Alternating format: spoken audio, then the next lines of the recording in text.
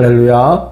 오늘도 말씀으로 주님과 동행하고 계신 여러분을 주님의 이름으로 축복합니다. 함께 보실 말씀은 누가복음 19장 20장이 되겠습니다. 19장에는 예수님과 세리장 사케오의 만남 이야기가 나옵니다. 예수님이 사케오의 집에 들어가시는데요. 사람들이 저가 죄인의 집에 유하러 들어갔도다 그러면서 수근거립니다.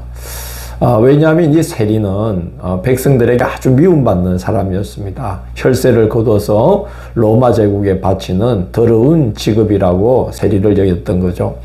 또 그래서 죄인의 부류에 속하는 자가 되었습니다. 대체로 랍비들은 세리를 가까이 하지 않습니다. 그런데 예수님은 개의치 않고 사케오의 집에 들어가신 겁니다. 그래서 저희가 정말 랍비일까? 제대로 된 선생일까 하고 이제 의심하면서 수군거렸던 거겠죠. 사케오는 예수님과의 만남을 통해서 인생이 180도 전환됩니다.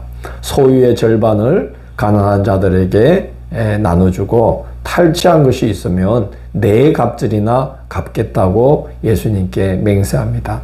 사케오는 회개를 했을 뿐만이 아니라 회개에 합당한 열매를 맺은 거죠. 예수님이 오늘 구원이 이 집에 이르렀다고 선언하시고 사케오를 가리켜서 이 사람도 아브라함의 자손이다고 선언하십니다. 더 이상 사케오는 부정하다고 외면해야 할 대상이 아니라 하나님의 백성으로 세워져야 할 자라는 말씀을 하신 겁니다. 복음으로 인하여 사람이 하나님의 백성으로 회복되는 것, 그게 바로 하나님의 나라 아니겠습니까? 10절을 보면 인자가 온 것은 잃어버린 자를 찾아 구원하려 함이니라고 말씀합니다. 하나님 나라의 회복, 그것이 바로 주님이 오신 목적이라는 거죠. 이어서 열문화 비유를 말씀합니다. 이 비유를 말씀하신 이유가 11절에 기록되어 있습니다. 그들은 하나님의 나라가 당장에 나타날 줄로 생각함이라 이렇게 기록되어 있죠. 예수님이 예루살렘에 들어가시면 하나님의 나라가 완성체로서 딱 모습을 드러낼 것이라고 오해를 하고 그런 기대를 갖고 있었던 겁니다. 예수님은 열문화의 비유를 통해 하나님 나라는 하나님께 받은 사명을 잘 감당할 때 열리고 자라는 것임을 가르치십니다. 머나는 은화로서 달란트의 60분의 1에 해당하고 100데나리온 정도의 가치를 가진 겁니다. 주인이 가면서 각각 다 종들에게 한 문화씩 맡겼는데 그 한 문화를 그대로 주인에게 돌려준 자가 있었어요. 그래서 주인이 너무나 분노하면서 그걸 은행에 맡기기만 했어도 이자라도 남기지 않았겠느냐. 왜 그런 노력조차 안 했냐면서 책망을 하고 그에게 주었던 문화를 빼앗아 버립니다. 예수께서 들어가시면 저절로 하나님 나라가 세워질 거로 기대했던 그 백성들의 모습이 바로 그와 같은 모습이라는 거죠. 그리고 주인이 왕됨을 원치 않았던 백성들이 비유에 나오는데요. 이들이 바로 또 예수님을 배척한 유대인들의 모습이 되겠습니다. 예수님은 비유의 말미에 그들에게는 엄중한 심판이 기다리고 있다라고 말씀합니다. 27절을 보면 내가 왕됨을 원하지 아니하던 저 원수들을 이리로 끌어다가 내 앞에서 죽이라 하였느니라 이렇게 비유의 말씀을 맺습니다. 그리고 이제 예수님은 예루살렘 가까운 곳에 이르러서 예루살렘 성을 보시면서 우십니다. 이제 그 장면이 19장 뒷부분에 나와 있는데요. 돌 위에 돌 하나도 남지 않고 다 무너지게 될 심판이 가까웠음을 예수님이 보시기 때문에 그런 것입니다. 그래서 예루살렘아 예루살렘아 네가 평화에 관한 일을 좀 알았더라면 얼마나 좋았겠느냐 그러면서 그 하나님의 뜻을 받들지 못한 그 이스라엘 백성들을 바라보시며 우십니다. 이스라엘은 세상에 하나님 나라를 드러내도록 사명을 받았는데 그 한 문화를 그냥 수건에 싸둔 자처럼 사명을 감당하지 않았던 거죠. 그래서 있는 거 다 빼앗기고 엄벌에 처해질 수밖에 없었던 것입니다. 이 10장은 유대교 당국자들, 그 지도자들의 무지와 악함이 기록되어 있는 내용이 되겠습니다. 예루살렘에 입성하셔서 성전에서 장사하는 자들을 내어 쫓으시고 성전을 정결케 하신 후에 성전 마당에 서서 백성을 가르치고 복음을 전하십니다. 그런데 서기관과 대제사장들이 예수님께 와서 무슨 권위로 성전에서 이렇게 가르치는지 예수님께 따집니다. 참 생각해 보면 안타까운 일이죠. 눈이 참으로 어두운 자들입니다. 예수님이 누구십니까? 성전의 주인 되시는 분입니다. 하나님의 아들이십니다. 그분이 당신의 집에서 말씀하고 계신데 그렇게 어리석은 질문을 하고 있는 것입니다. 눈이 어두운 거로 예수님이 누구신지 알아보지 못하여 그런 말을 하게 되는 겁니다. 예수님은 그들을 비유하시기를 주인의 포도원을 가로채려는 악한 농부들과 같다. 그러면서 이제 비유를 들어서 그들을 책망하십니다. 그런 다음에 시편을 인용하셔서 건축자들의 버린 돌이 모퉁이의 머릿돌이 되었다고 말씀합니다.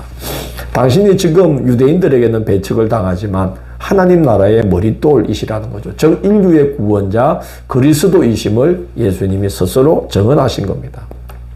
그래서 당신을 그리스도로 영접하는 자들에게는 당신이 모퉁이의 머릿돌이 되어주시지만 거부하는 자에게는 그를 가루로 만들고 깨뜨려버리는 돌이 될 것이라고 경고를 하시는 겁니다. 서기관과 이 대제사장들이 예수님을 말로 책잡기 위해서 당시 민감한 이슈였던 그 가이사에게 세금 바치는 문제를 질문합니다. 가이사에게 바쳐야 할 것은 가이사에게 바치고 하나님의 것은 하나님께 바치라. 즉 세상의 책임도 감당하고 하나님의 백성으로서의 책임도 성실히 감당하면 그런 질문을 할 이유가 없다. 전혀 쓸모없는 질문이다 하는 것을 이제 드러내신 거죠. 그러자 이어서 부활이 없다고 주장하는 사두개인들이 예수님을 찾아옵니다. 예수님을 말의 올무에 빠뜨리려고 했던 바리새인들의 계략이 실패로 돌아갔다는 걸 알고 이제 사두개인들이 등장하는 거죠. 형제가 죽으면 그의 아내를 다른 형제가 아내로 삼아서 죽은 이의 계보가 이어지게 하는 그 계대 결혼 규례를 바탕으로 한 이야기를 꾸며서 예수님을 말의 올무에 빠지게 하려고 합니다.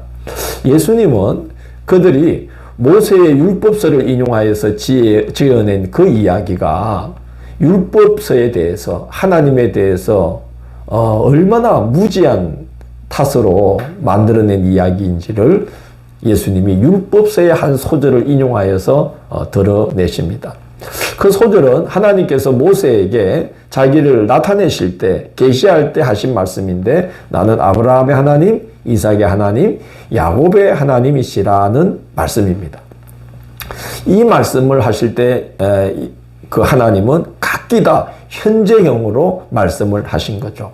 나는 아브라함의 하나님이었고 이삭의 하나님이었고 아브라함의 하나님이었다가 아니라 나는 아브라함의 하나님, 이삭의 하나님, 야곱의 하나님이시라라고 이제 현재형으로 다 말씀하셨습니다. 그래서 이 뜻이 아브라함, 이삭, 야곱이 다 지금 당신 안에 살아있는 자들로 함께 있다라고 말씀하셨다는 거죠. 그래서 그 부활이 없다는 것은 성경을 몰라도 너무나 모르는 주장임을 예수께서 드러내십니다. 사두개인들은 부활이 없다고 주장하고 바리새인들은 부활이 있다고 주장하고 사두개인들은 정치를 통해서 이스라엘을 강성케 하려고 하고 바리새인들은 신앙을 통해서 율법을 통해서 이스라엘을 새롭게 하려고 하는 그런 집단이었는데 서로 뜻이 안 맞죠. 예수님을 죽이는 일에 있어서만큼은 당시에 모든 유대교 세력이 합세를 하는 걸 볼 수 있습니다. 참 하나님 나라의 일꾼 자격을 빼앗기고 진멸당할 수밖에 없는 그런 자들이구나 하는 생각이 듭니다. 참 그런데 그들이 그럼에도 불구하고 얼마나 외식을 잘했으면 얼마나 자신들을 거룩한 모습으로 꾸몄으면 백성들에게 존경을 받고 있었어요. 그래서 47절을 보면 예수님은 그들이 더 엄중한 심판을 받으리라고 책망을 하십니다. 얼마나 귀한 사명을 받았는지를 모르고 그 사명을 썩히면 엄중한 심판을 면할 수밖에 없다는 것입니다. 그래서 우리는 하나님 나라의 일꾼으로 그 나라 백성으로 부름받은 사명을 감사히 알고 잘 감당하는 우리의 신앙 여정이 되어야 하겠습니다. 내일 10월 30일 토요일은 누가복음 21장, 22장을 항상 기도하며 깨어 있으라는 제목으로 살펴보도록 하겠습니다. 오늘도 함께 해주셔서 감사합니다. 저희들은 눈이 어두운 자가 되지 않도록 인도하여 주옵시고 하나님께서 우리의 삶 가운데서 이루시고 계신 그 하나님의 놀라운 일들을 목격하고 발견하고 감탄하고 그러면서 우리 자신을 하나님께 드려서 우리도 그렇게 하나님의 놀라운 구원의 역사에 귀한 일꾼들로 쓰임받도록 우리 자신을 주님께 늘 드리며 살아가는 우리의 삶이 되도록 인도하여 주옵소서. 예수님 이름으로 기도드립니다. 아멘.